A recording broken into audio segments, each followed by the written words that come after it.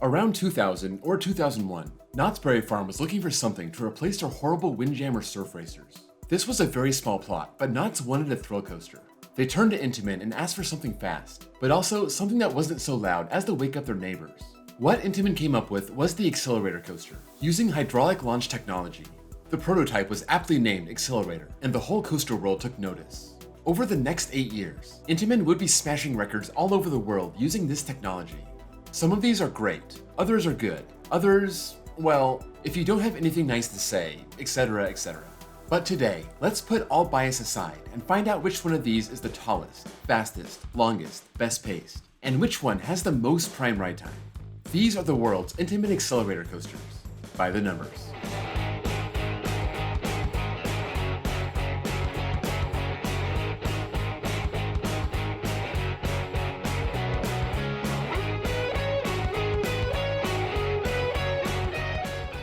If you're new to this series, where have you been? I've been making these for over 2 years. Anyway, this one's gonna work a little different than the others. Every single one of these coasters has a launch and no lift, so the prime ride time starts when the launch starts, and it ends when it hits the final brakes. For some of these, it's going so fast into those brakes, I stop the clock when it really starts slowing down. Because there are no lift hills, I didn't need the Pythagorean theorem, so I was able to use Google Maps to take out the brake run from the overall length. The station got left into the mix for rides that launch out of the station. Before we start, if you can drop this video a like, I'd appreciate it. It helps me out with the YouTube algorithm. In 14th place with 14 seconds is Stealth at Thorpe Park in the UK. This is very close to the original and a very basic layout. It launches at 80 miles per hour, good for 6th place. Up and over a 205-foot top hat. That's all the way up in 3rd. And then a twist back to the ground, up an airtime hill, and it hits the brakes while on the downslope. That's not much of a layout, and no surprise, it's second to last in length, covering just over 1,000 feet. That's actually a decent amount of track to cover in just 14 seconds. And Stealth is up at 5th place in pacing, covering over 76 feet per second, just slowing down over the top hat. In 13th place with 15 seconds is Saturn at Space World in Japan. So this park closed down in 2017, but Saturn was relocated to a park in Russia. Every year, it seems like it's going to be built, and after 4 years, still nothing. This was basically the same ride as Stealth, but the stats are slightly different. It still launches you at 80.3 miles per hour, good for 5th. Climbs a 205-foot top hat, then drops down 197 feet. That's also 5th. Then comes down and hits an airtime hill before the ride ends. It wasn't that easy to find the length of a ghost coaster, but I have this a little bit shorter than Stealth. That's dead last in the pack. It takes 1 second longer to cover less track, so while Stealth is 5th in pacing, Saturn is down at 9th, covering almost 70 feet per second. In 12th place with 17 seconds is Top Thrill Dragster at Cedar Point in Ohio. I promise, not every ride in this list has the same layout, but Dragster is very similar to the last two. Just, there's no airtime hill after the top hat, and the top hat is twice as tall. Standing 420 feet tall and with a 400-foot drop, this is up in 2nd place. Its 120 mile an hour top speed is 3rd. Imagine that, 120 miles an hour and only 3rd. As simple as this ride is, it has a long launch track, and the top hat makes up about 1,000 feet itself. So Dragster's 2,190 feet of prime ride track ranks 4th. It's near the top in all these categories, but no other accelerator covers track faster than Dragster. With almost 129 feet per second, it's 25 feet per second clear of the rest of the field. In 11th place with 21 seconds is Skycar, a mysterious island in China. Finally, a coaster with a real layout. It's not much. It's a top hat, a vertical loop, a drawn-out turn, and a couple airtime hills. It covers less than 1,300 feet of track, ranking 10th, reaching a top speed of 56.5 miles an hour, which is 11th. And the top hat maxes out at 111.6 feet, which is 9th. It stays low to the ground in that second half, but the first half has the train slow down a lot over the top hat and the loop. Plus, it doesn't have a great top speed, so it's only 11th in pacing. In 10th place with 23 seconds is Accelerator at Knott's Berry Farm in California. Here's the OG, the one that started all of this, and it's basically your Stealth and Saturn model. It just has 2 big overbanks after the top hat. That gives it some extra length, nearly 1,900 feet, and that's good for 8th. The rest of the stats are similar to the others. It tops out at 82 miles per hour and 205 feet, both ranking 4th, and its 81 feet per second beats Stealth and Saturn, also good for 4th. Tied for 8th place with 24 seconds is Rita at Alton Towers in the UK. This park can't build above the tree line, so Intamin went for a low-to-the-ground intense experience, bypassing their usual top hat. That's why it's only 12th in height at 68.8 feet. It launches at 61 miles per hour, ranking 10th, and covers almost 1,800 feet of track, which is 9th. You'd think a ride like this would have good pacing, staying so low and having no reason to lose its speed, and you'd be right. It covers almost 75 feet per second and ranks 6th. Tied for 8th place with 24 seconds is King Deca at Six Flags Great Adventure in New Jersey.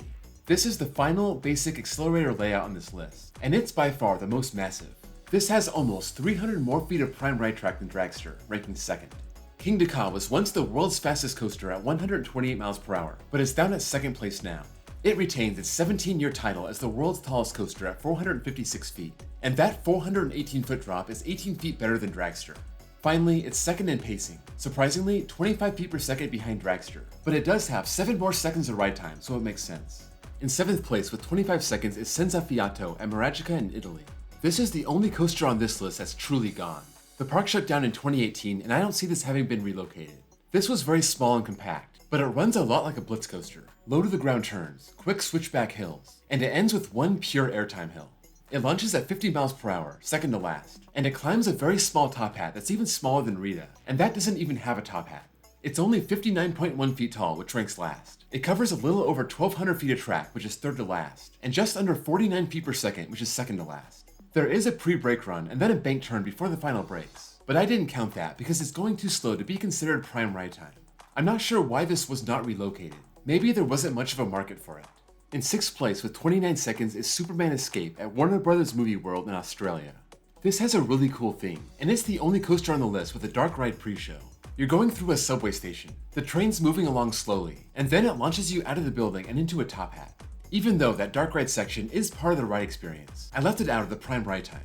Talk about killing pacing, that would do it. I mentioned the top hat. That stands 131 feet tall and ranks 8th. Its 62 mile/hour top speed ranks 9th. It covers a twisted mess of track full of low turns and airtime hills, and that spans over 2,000 feet and ranks 6th. It's also middle of the pack in pacing at just over 72 feet per second. In 5th place with 30 seconds is Storm Runner at Hershey Park in Pennsylvania. There aren't too many of these coasters that have inversions, but Storm Runner has 3, plus a top hat, so you'd think it would have to be one of the longer coasters in the list, and you'd be right.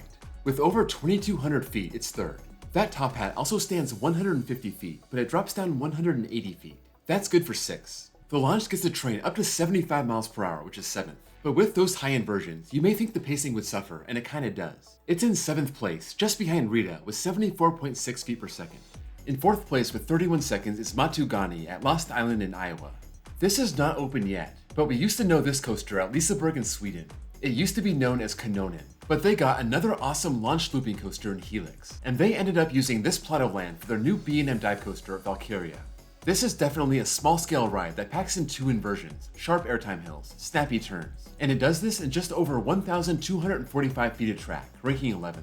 It has possibly the smallest top hat I've ever seen, topping out at 78.7 feet, good for 11th. It doesn't need much speed to get over that, so its top speed of 46.6 miles per hour is dead last. Even with those snappy elements, its 40 feet per second makes this the slowest paced coaster. When this finally opens at Lost Island, I'll be excited to ride it. It actually looks really good. In 3rd place with 33 seconds is Desert Race at Hyde Park in Germany. This reminds me a lot of Rita. It doesn't have a top hat, and it focuses on long drawn-out turns and twisted airtime hills. It also has a brake run before it twists back into the station. It slows the train down a lot, but you're still moving at a pretty decent speed. I decided to leave this into the prime ride time, so it adds a few more seconds, but it hurts the pacing. With just over 2,000 feet of track, it's right in the middle in 7th, but that pacing suffers, ranking down at 10th. With no top hat, it's second to last in height at 62.3 feet, but it hits 63.4 miles per hour, which is good for 8th. In 2nd place with 40 seconds is Speed Monster at Tusenfryd in Norway. This is a much more complex, drawn-out layout than most of the others. It also has 3 inversions, starting with a Norwegian loop and ending with a corkscrew. With over 2,100 feet of track, it ranks 5th, launching at only 55.9 miles per hour, which is 12th. And that Norwegian loop tops out at 101.8 feet, which is 10th. Given its lack of speed and decent length, you can expect the pacing to suffer, and it does, down in 12th place. In 1st place with 63 seconds is Formula Rosa at Ferrari World in the UAE. Here you have it, Intamin's final accelerator coaster, and this one is just a different beast. First, it's the fastest coaster in the world, reaching speeds of 149 miles per hour and clearing King Deca by 21 miles per hour. Nothing else even comes close in length. It has over 6,000 feet of prime ride track, more than 3,500 feet clear the rest of the field. It uses all that speed to cover all that track, but it doesn't focus on height. It only stands 170 feet tall, down in 7th place. It starts off with a ton of speed, but it wears off over those 63 seconds. It's down in 3rd place in pacing, but it still covers an insane 96 feet per second. That's a wrap on the world's Intamin Accelerator Coasters, by the numbers. Let me know if anything here surprised you, or confirmed something you already knew. It seems like most of the stats line up as you would expect. I guess Formula Rosa's pacing was kind of a surprise. Same with King Deca having 7 more seconds than Dragster, and Dragster having much better pacing. I also never really analyzed Matugani's layout, and now I'm kind of excited for it. I guess now that I live in Oklahoma, that's now my home accelerator coaster. Before you go, don't forget to drop a like, and if you're new here and love coasters, please consider giving me a sub. I have a playlist with other videos in this format. Also, check out my links below for my Discord server, and my second channel where I post copyright-free off-road footage, and my baseball channel if you're a baseball fanatic like I am. Thank you all for watching, and I'll see you all next time.